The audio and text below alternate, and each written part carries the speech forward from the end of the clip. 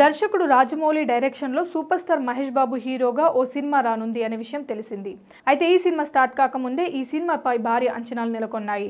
అయితే ఈ సినిమా గురించి రోజుకు ఒక గాసిప్ బయటికి వస్తుంది. తాజాగా ఈ సినిమాలో ఇండోనేషియా నటిని రాజమౌళి సెలెక్ట్ చేసినట్లు తెలుస్తుంది.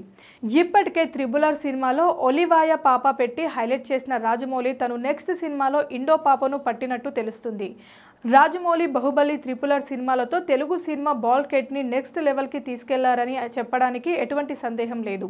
ఇప్పుడు మహేష్ బాబుతో కలిసి అంతర్జాతీయ యాత్ర చేయబోతున్నారని సంగతి తెలిసిందే. ఆ క్రమంలో నటీనటుల ఎంపిక సైతం టాలీవుడ్ నుంచి హాలీవుడ్కు చేరుకుంటుంది. మహేష్ తన కెరీర్లో 29వ సినిమాగా తెరకెక్కుతున్న ఈ సినిమాలో టాలీవుడ్ నుంచి హాలీవుడ్ నటులు నటించనున్నారు.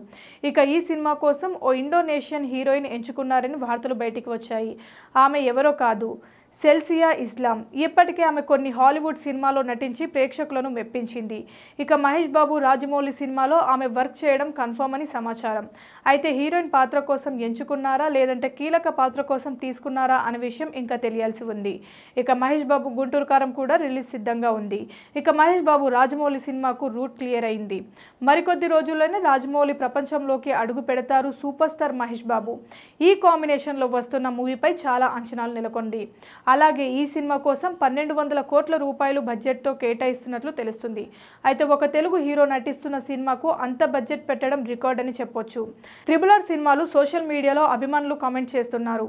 అమెజాన్ అడవుల నేపథ్యంలో ఒక కథ సిద్ధం చేసినట్లు తెలుస్తుంది. ప్రస్తుతం ఇందుకు సంబంధించిన ప్రీ ప్రొడక్షన్స్ పనులు సాగుతున్నాయని సమాచారం. Please subscribe Pragna Media. Please like, share, subscribe to Pragna Media. Pragna Media, please do like, share and subscribe. Please subscribe to Pragna Media. Please like, share and comment if you like the video. Pragna Media.